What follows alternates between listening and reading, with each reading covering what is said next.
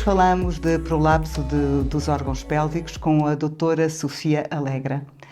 Doutora Sofia Alegra, o que é o prolapso dos órgãos pélvicos e que órgãos é que pode envolver? O prolapso dos órgãos pélvicos é a descida dos órgãos pélvicos que se encontram na bacia da mulher, da sua posição anatómica normal para o interior da vagina ou através dela para o exterior. O prolapso dos órgãos pélvicos acontece por uma fraqueza dos tecidos de suporte e pode envolver a bexiga, o útero e o reto. Por vezes também envolve o intestino. Consoante o órgão que está envolvido neste prolapso e o compartimento em que se encontra, por exemplo, na parede anterior da vagina, é a bexiga que descai, chama-se cistocelo. Na parede posterior é habitualmente o reto que se exterioriza e chama-se retocelo. E relativamente ao compartimento apical, que é o topo da vagina, é o útero que descai ou, na ausência do útero, nas senhoras que já tiraram o útero, a cúpula da vagina. Às vezes as pessoas perguntam, e quando eu toco aqui em qualquer coisa, é a minha bexiga ou o meu reto? Não. São as paredes da vagina que abaulam e a bexiga, o reto ou o útero, não, no útero nós tocamos, mas a bexiga ou o reto fazem procedência, mas aquilo em que tocamos são as paredes da vagina. E como se manifesta? Habitualmente os sintomas que as senhoras referem são sensação de uma tumefação vulvar, uma bolinha que aflora a vulva, que aparece na entrada da vagina. Outras vezes referem a sensação de um tampão mal colocado. Podem ter sintomas do foro urinário, como por exemplo dificuldade em iniciar a micção, a hesitação miccional, ou seja, vão fazendo o xixi às pinguinhas, sensação de que não esvaziaram por completo a bexiga, e aquilo que eu costumo dizer às minhas pacientes é que se isto for a uretra e isto a bexiga e a bexiga estiver descaída, a uretra tem um cotovelo e a bexiga, em vez de se esvaziar por completo, esvazia-se um bocadinho e rapidamente enche também, o que faz com que haja uma maior frequência miccional e, por vezes, infecções urinárias, porque há sempre algum resíduo de urina dentro da bexiga. Relativamente ao reto, pode haver a sensação de esvaziamento incompleto da ampola retal, a pessoa fica com a sensação que não a esvaziou por completo e às vezes pode ser necessário empurrar com o dedo os órgãos lá para dentro para retificar ou a uretra e esvaziar por completo a bexiga, ou as fezes depois seguirem o seu caminho e saírem e a pessoa ficar então com a sensação de que esvaziou por completo. É um problema a ampola frequente? retal. É um problema frequente, é um problema que aumenta com a idade, mas é um problema para o qual não existe uma estimativa correta da prevalência desta patologia.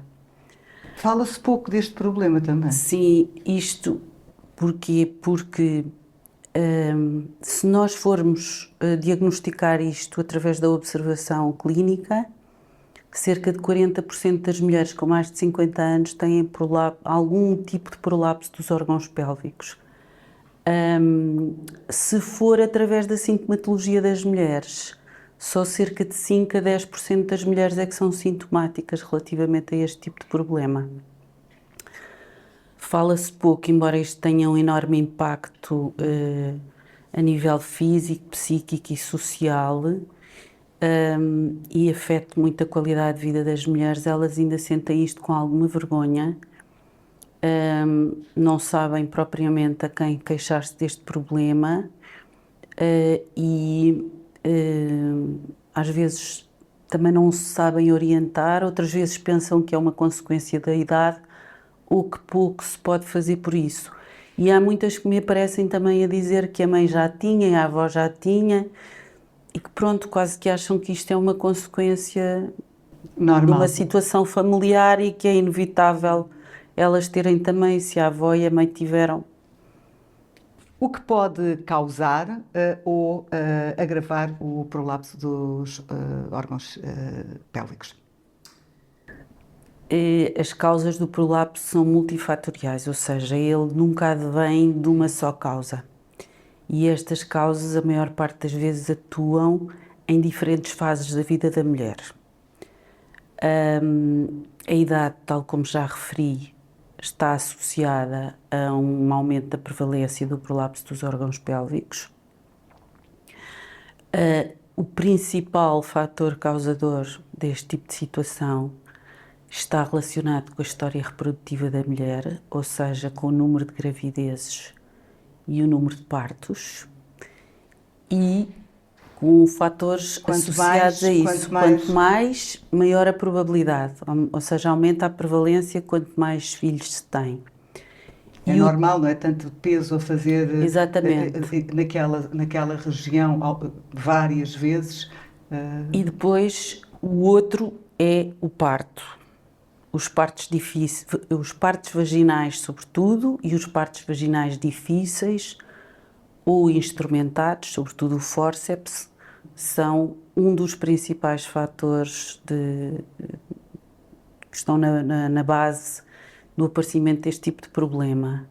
Bebés grandes, bebés mal posicionados, trabalhos de parto muito longos, pronto, sobretudo partos difíceis. Depois temos outros fatores, como por exemplo, um aumento de pressão intraabdominal que está associado à obesidade, à tosse crónica, à obstipação crónica, o tabagismo também afeta, desportistas de alta competição e com impacto importante no solo e profissões ou outro tipo de atividades que exijam o carregar pesos importantes. As mulheres também carregam muitos pesos ao longo da vida e, portanto, isso também, mas a obesidade também é um dos fatores que influencia. É tudo aquilo que aumenta a pressão intraabdominal e tal, como referiu muito bem, o útero grávido é um desses fatores. Claro. Mas pronto, ainda temos os fatores hereditários, que esses são os tais que nascem connosco, e que isso se traduz numa fragilidade dos tecidos e numa predisposição genética para o prolapso, e que para isso ainda não há grande coisa a fazer, mas é tal coisa que se a mãe e a avó tiveram, a probabilidade dessa pessoa vir a ter é maior e de ter uma recidiva também é maior, depois de ter sido tratada. E como é que se diagnostica? O diagnóstico do prolapso é sobretudo através da história clínica, ou seja, da conversa que se tem com a paciente, da avaliação dos seus sintomas e depois através do exame objetivo. Raramente temos que recorrer a outros exames auxiliares de diagnóstico, mas aqueles a que habitualmente recorremos quando necessário e até para nos dizer quais são as estruturas que estão lesadas, são a ecografia transperineal e a ressonância magnética, sobretudo para percebermos exatamente quais são os órgãos que se insinuam nas tais bolsas vaginais. Também pode ser preciso pedir um estudo urodinâmico, que é um exame que se faz para avaliar se existe ou não incontinência urinária ou se pode vir a existir depois de se corrigir o prolapso. E isso é importante precisamente, ou seja, quando se põe tudo no sítio, se afinal, posteriormente, a mulher pode ou não vir a ter incontinência urinária, e isso é uma das situações que as preocupa muitas vezes, não querem ser operadas porque têm medo de ficar com incontinência urinária, mas nós temos uma forma de tentar prever a possibilidade desse acontecimento e, se isso for positivo, tratar na mesma cirurgia. Portanto, basicamente é simples. Tem tratamento? Sim, tem tratamento. Há vários tipos de tratamento. E quando se deve procurar ajuda?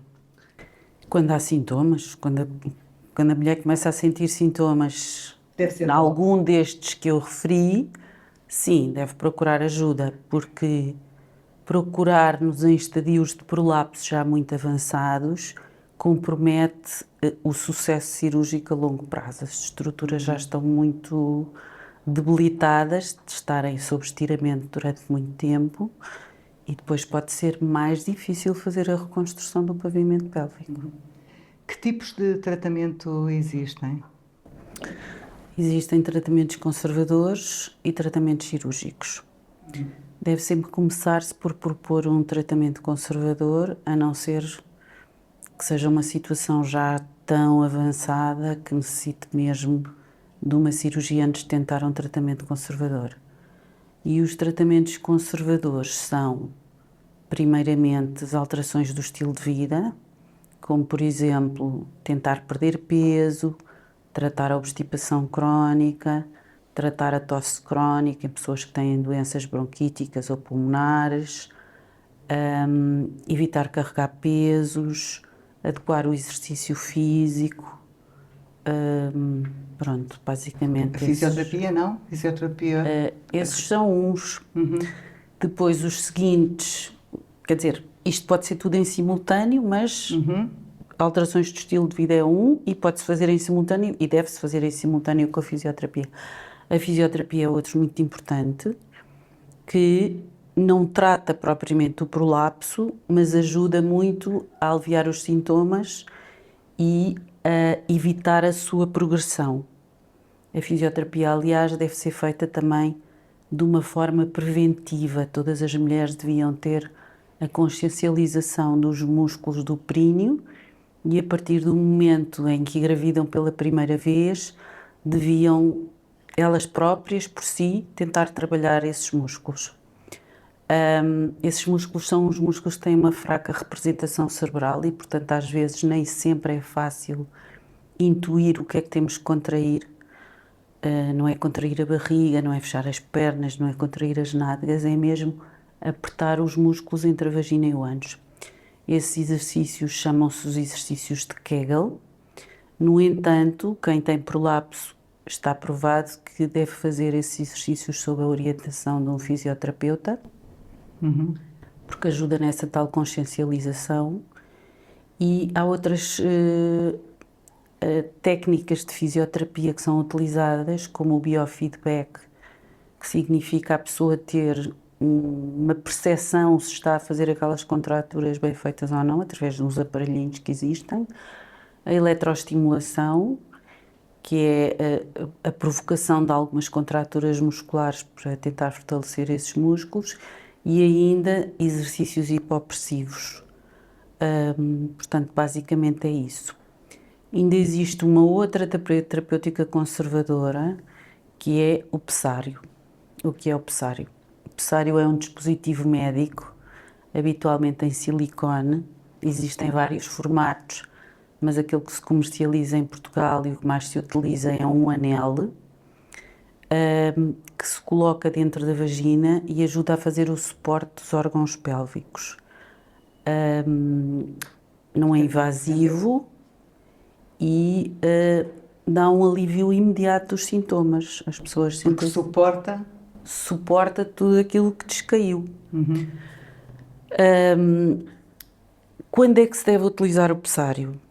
O pessário deve ser utilizado em pessoas que não consideram a opção terapêutica cirúrgica, que não podem, que querem ganhar tempo, por exemplo, consideram ou vão pensar em ser operadas, mas neste momento da vida delas isso não é conveniente.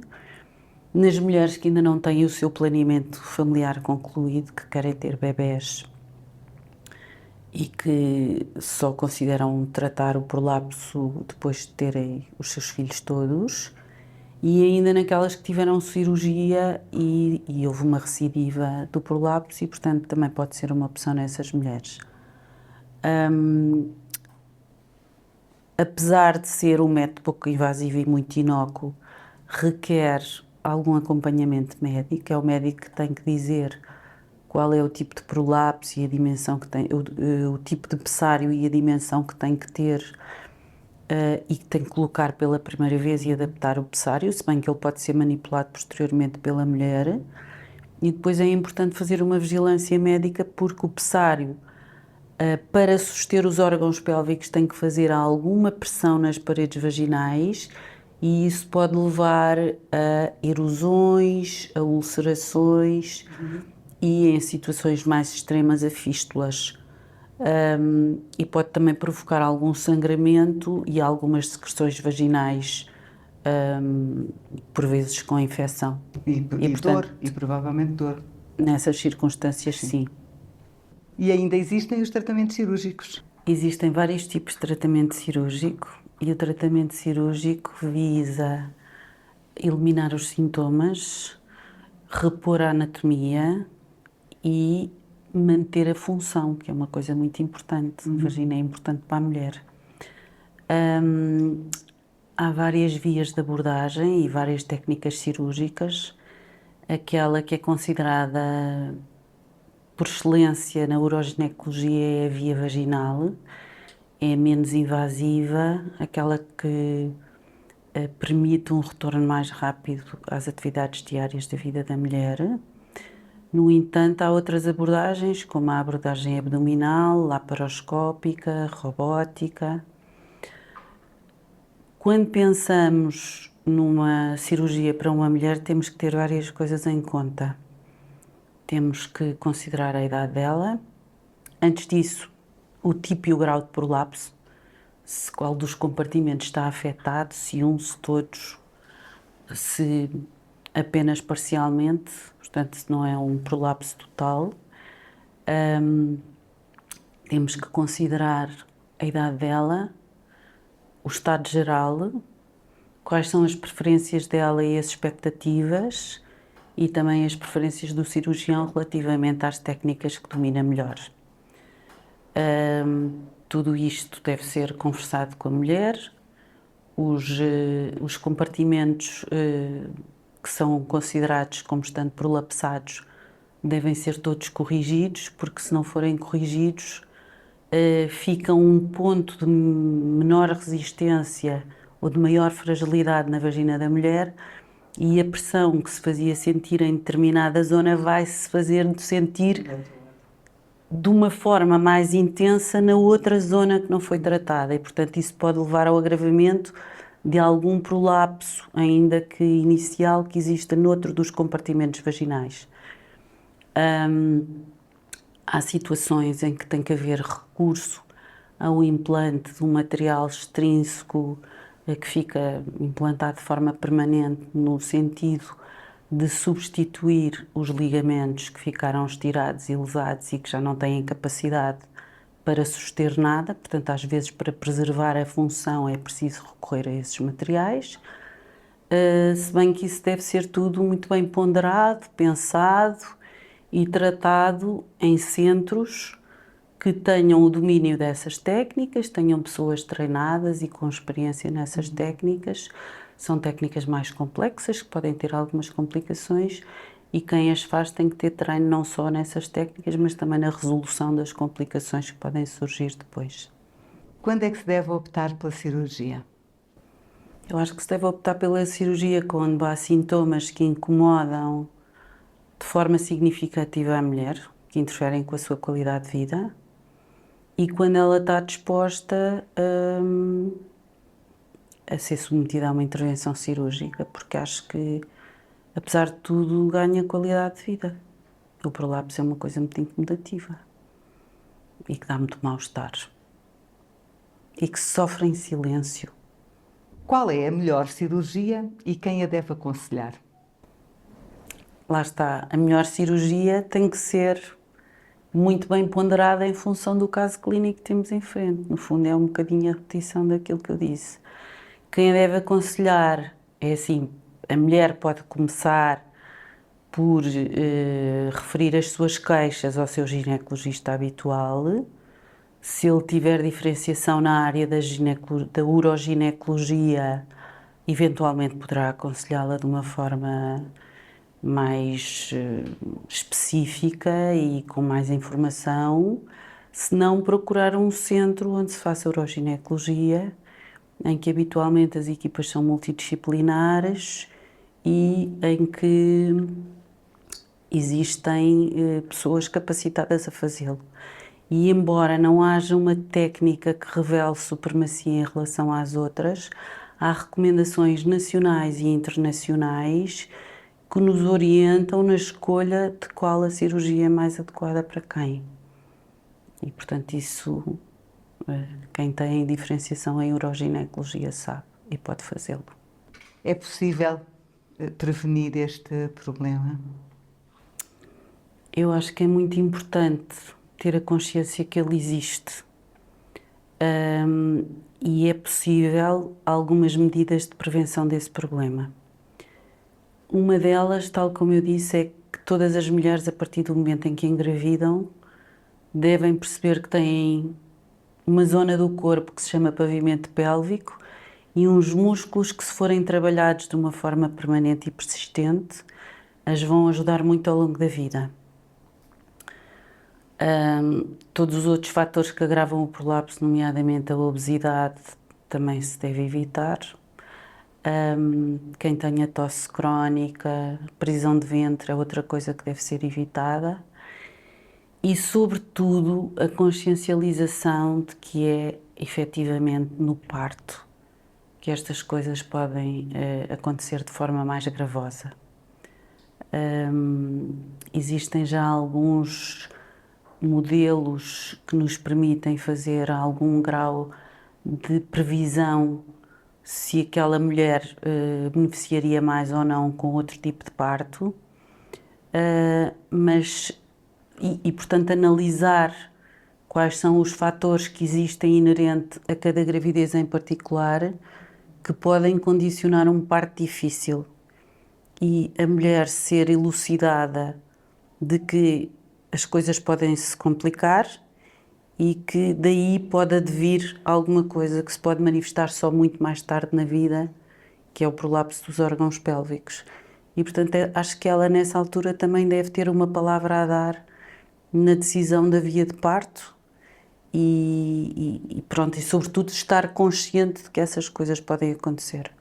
Porque aqui há dias tive uma situação em que uma senhora, hoje em dia nas redes sociais, muita informação acerca dos partos e voltar tudo ao parto natural e tudo mais, mas a contra-informação de que um parto difícil também pode ter consequências que são gravosas e que são permanentes na vida da mulher, essa informação passa pouco e, portanto, eu acho que essa consciencialização tem que existir e, sobretudo, depois fazer fisioterapia e pré e pós-parto e ao longo da vida da mulher ir fazendo uns exercícios com os músculos do pavimento pélvico, é bom.